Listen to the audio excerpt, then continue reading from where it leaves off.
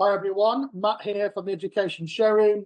Thank you for joining us for this exciting podcast, whether you're listening on Spotify or watching on YouTube.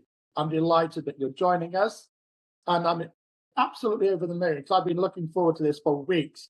I'm delighted to introduce Richard, who is the owner and founder of Reading on Your Head, which is a really exciting, newish education by product. Richard and I have known each other for about 12 months, and he's going to be sharing with you some key experiences, key learnings. But the interesting part here is Richard's a teacher, and Richard also owns a product.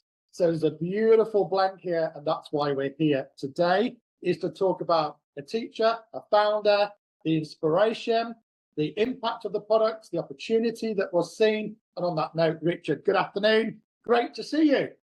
Good afternoon, Matt. Brilliant to be here, and thank you so much for having me. Absolute pleasure. And as you can see, everybody, on bottom of Richard's screen there, you can see his organization, his product is called Reading on Your Head. Okay, Richard, this is really unique. You know, I've been looking forward to this for a while. We'd like to hear about Richard the person. So not the product owner and not the teacher, Richard the person. Set the scene for us. Tell us a bit about yourself, Richard. Okay, thanks, Matt. I came to teaching later in life, so I've had a bit of a journey to teaching, to be honest. I have, yeah. I originally trained as a mechanical engineer many years back, and for a couple of different reasons, didn't end up pursuing that. But then it was a combination of things that led me towards teaching and towards ultimately doing this.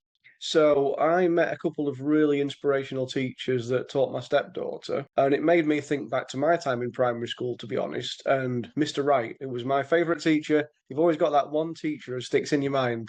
And I thought of Mr. Wright, and I thought of these teachers that I met, and I thought I'd love to do that. It looks like a really enjoyable job where you can inspire young minds. And yeah, that's what led me into teaching. So a bit of a different route to what a lot of people take. But I've been teaching now for 13 years.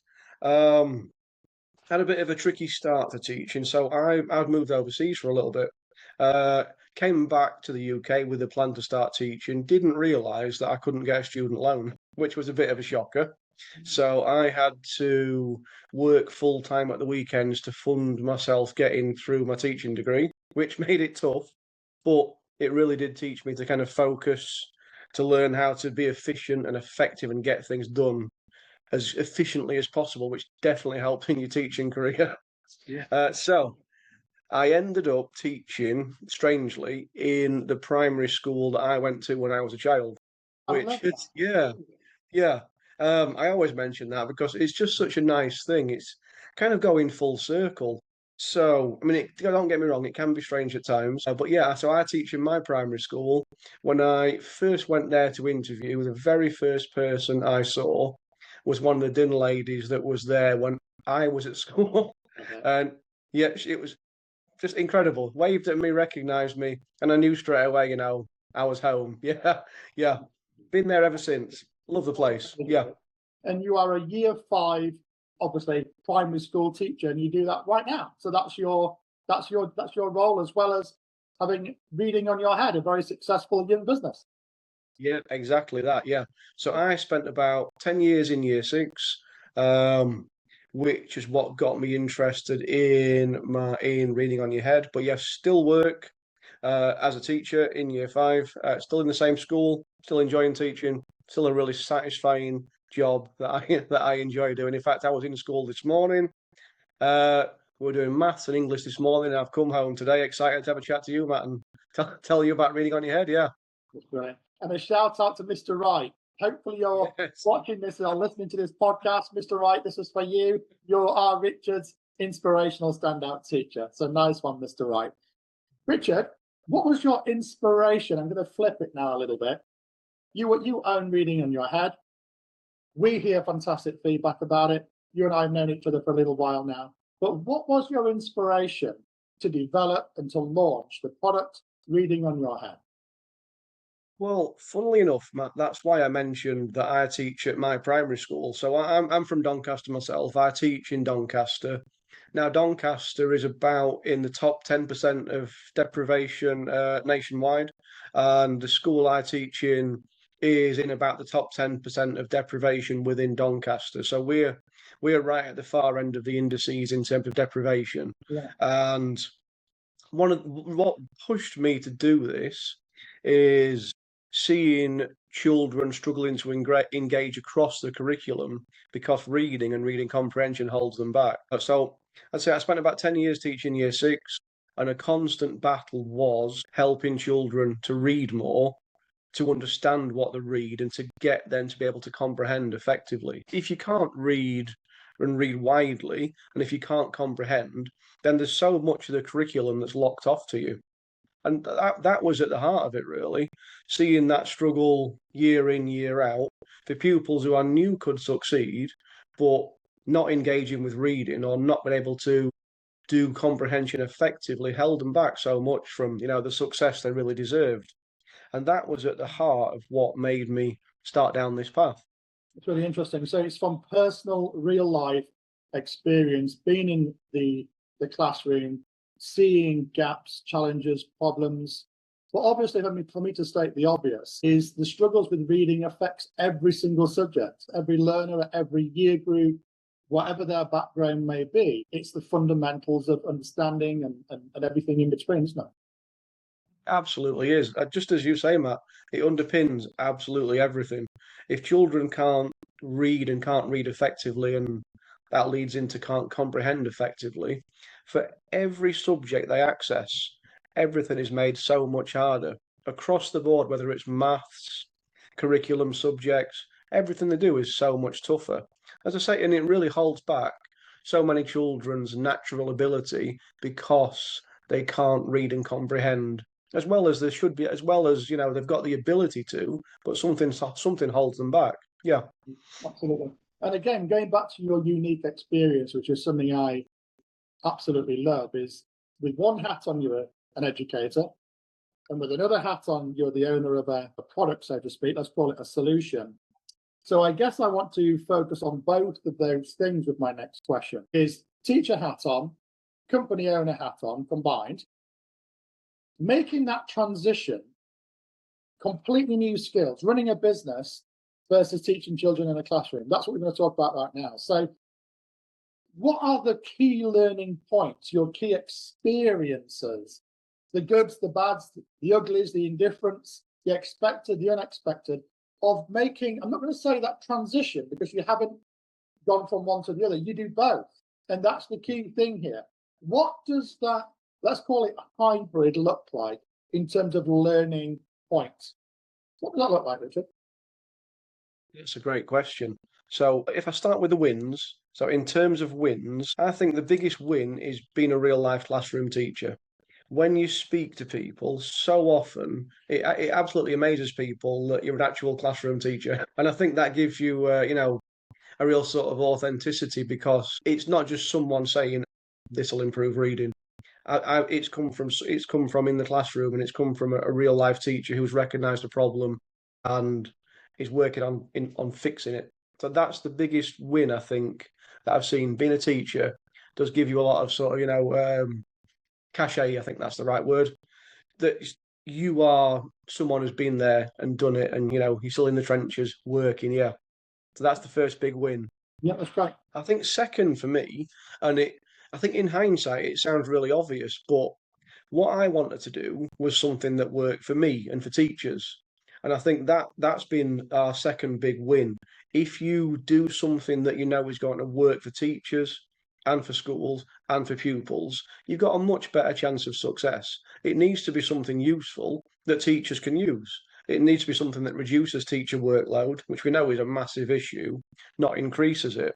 So again, it's simple, but designing it to make teachers' lives easier and to reduce workload, that was another big win for us.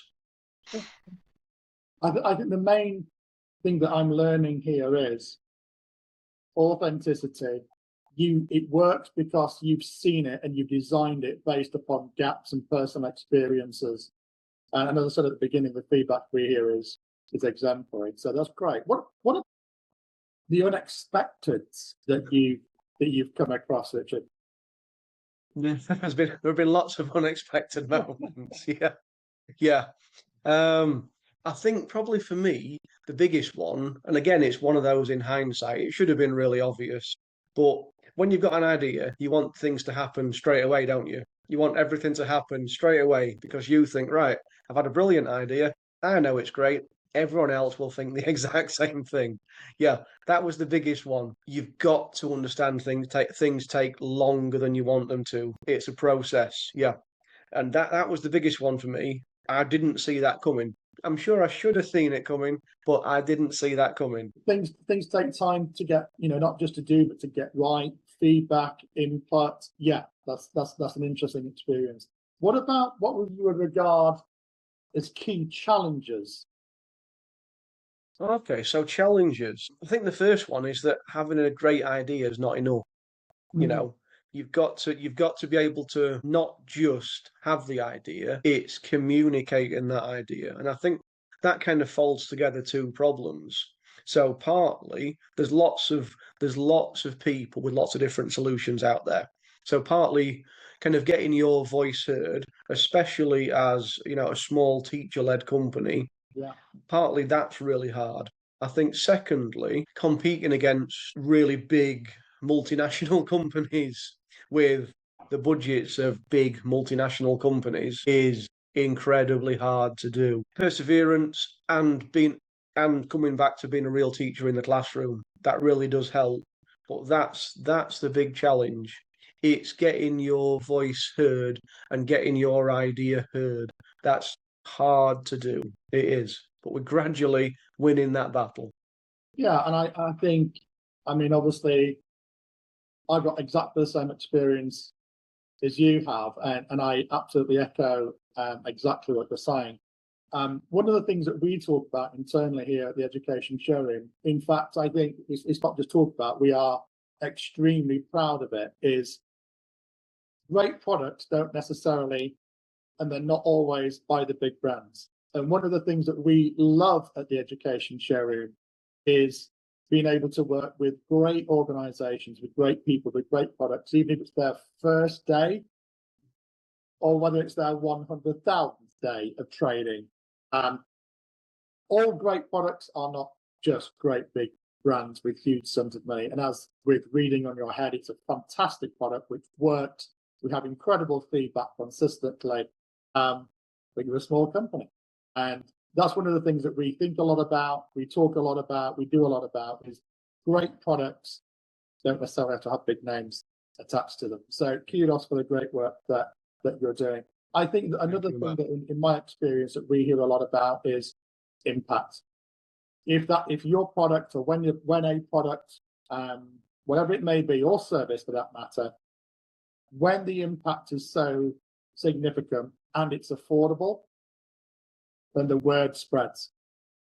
And yes, you're still going to be patient, but the word spreads. And I know you're doing all of those correctly, which is fantastic. Richard, can you tell us a little bit more about Reading on Your Head? So what does it do? How does it do it? So for the audience listening today, I'd love for them to learn a little bit about Reading on Your Head. And again, with two caps. This is a teacher that's created it with a purpose because you identified a gap. So let's talk about the solution that you've developed.